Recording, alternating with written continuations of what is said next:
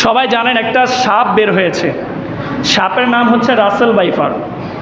হ্যাঁ, শুনছেন কেউ? নাম শুনছেন? এই সাপটা আমাদের ফরিদগঞ্জ সোনামতে চলে এসেছে। এই সাপটা খুবই বিষাক্ত।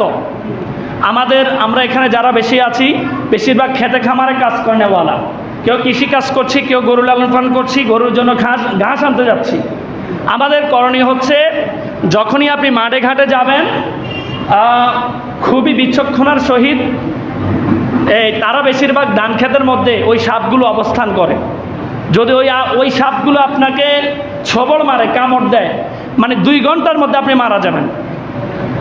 একটা সাপ, যেহেতু এখন বর্ষাকাল, অবশ্যই শানক সাপ বলেন, তারপরে বাহাব বলেন বা এই রাসেল ভাইপার বলেন, এই সাপগুলো খুবই বিষাক্ত এবং তারা ডিম ছাড়াই কি করে জানেন?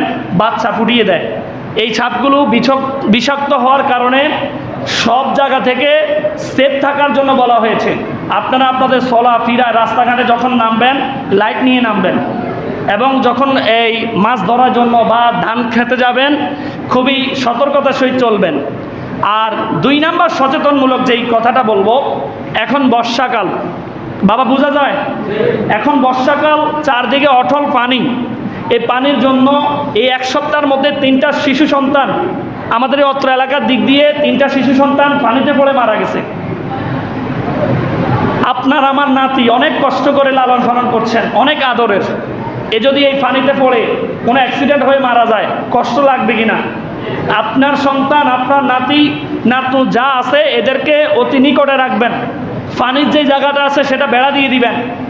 এবং বর্ষাকাল, পানি থই থই করছে, সবাই সতর্ক থাকবেন। সবাইকে আল্লাহ তাআলা কবুল করুক।